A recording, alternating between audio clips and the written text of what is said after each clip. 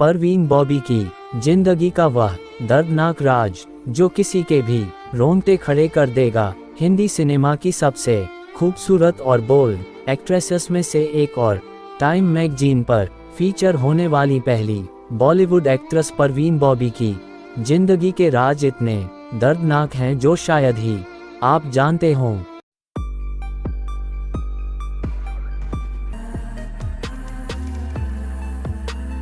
दोस्तों, स्वागत है आपका क्राइम की एक न्यू दिल दहला देने वाली स्टोरी में, जिसे सुनकर आपके होश उड़ जाएंगे। वह बहुत ही खूबसूरत थी।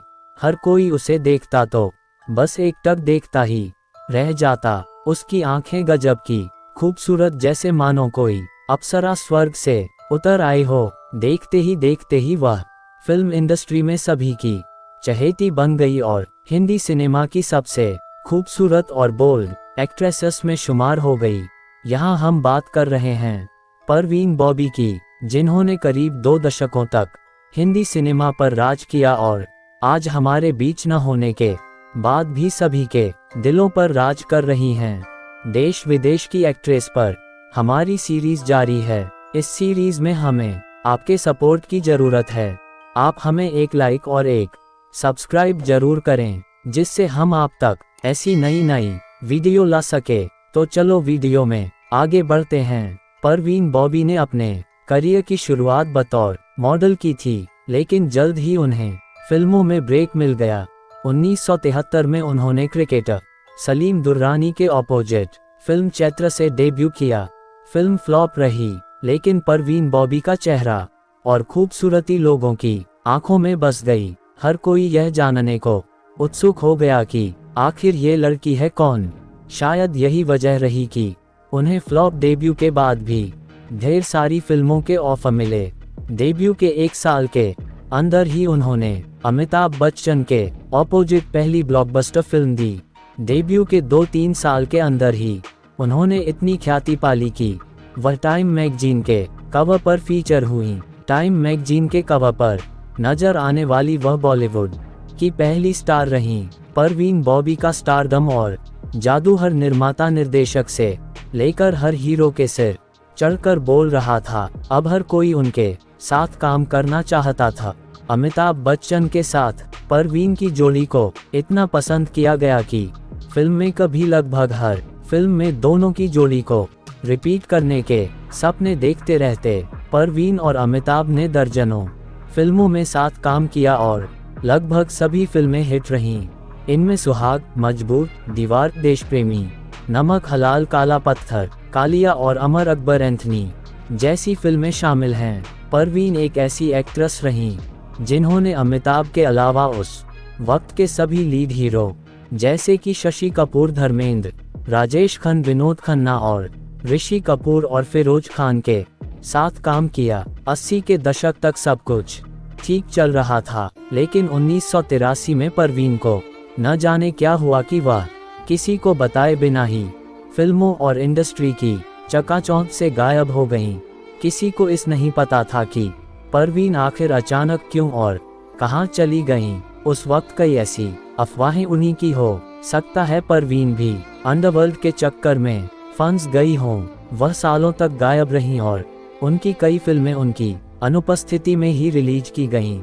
बाद में पता चला कि परवीन बॉबी ने 1983 में ही भारत छोड़ दिया और आध्यात्म की तलाश में अपने दोस्तों के साथ अमेरिका चली गईं। उस वक्त परवीन बॉबी का करियर ऊंचाइयों पर था। इस दौरान उन्होंने कई देशों की यात्रा की।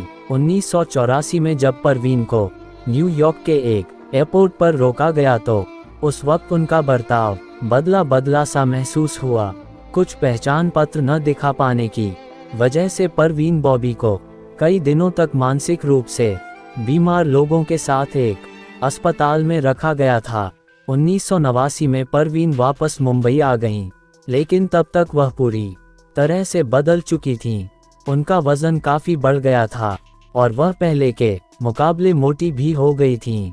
ऐसा कहा जाता है कि परवीन को सिजोफ्रेनिया था। अब इस मानसिक रोग की शिकार कब और कैसे हुईं, यह आज तक नहीं मालूम, पर ऐसा कहा जाता है कि दौलत और शोहरत के बावजूद परवीन अंदर से काफी अकेली थीं और शायद यही उनके मानसिक रोग की वजह बनी।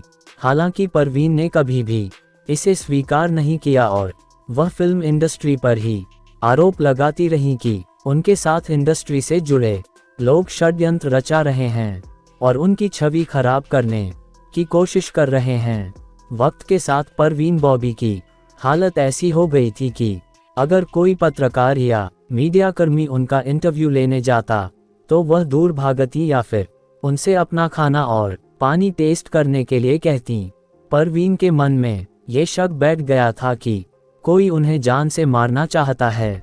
उन्हें ये तक शक बैठ गया कि उनके मेकअप में भी जहर है और इससे उनकी स्किन छिल जाएगी, खूबसूरती चली जाएगी। परवीन के अंदर मारे जाने का डर इस कदर बैठ गया था कि अपने आखिरी 4 सालों में परवीन बॉबी लगभग हर फोन कॉल को रिकॉर्ड करने लगी थीं। जो भी उन्हें फोन करता उसे पहले वह बताती हैं कि उसके फोन को सर्विलांस पर रखा गया है। परवीन बॉबी की जिंदगी में अब अकेलापन और भी बढ़ता जा रहा था। फिल्म इंडस्ट्री से उन्होंने खुद को काट लिया था, लेकिन 1973 से 1992 के बीच वह अखबारों से लेकर मैगजीन तक के लिए लिखती रहीं।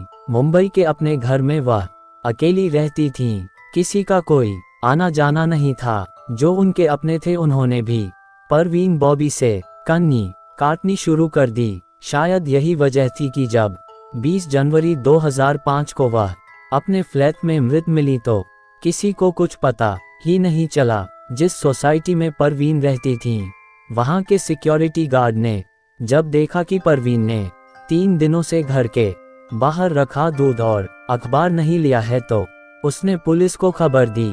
महेश भट्ट, जिनके साथ कभी परवीन बॉबी रिलेशनशिप में रही थीं, उन्होंने एक इंटरव्यू में कहा था कि बात 1979 की है।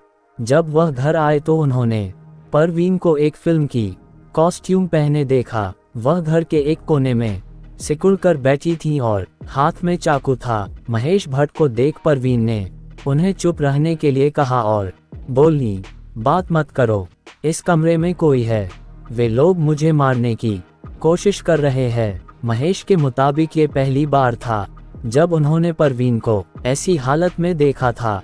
धीरे धीरे ये स्थिति और भी खतरनाक होती चली गई। बाद में पता चला कि परवीन को सिजोफ्रेनिया है। अगर आपको आज की वीडियो अच्छी लगी हो तो लाइक करें, कमेंट बॉक्स में अपनी राय जरूर दें और वीडियो को अपने दोस्तों में ज़्यादा से ज़्यादा शेयर करें।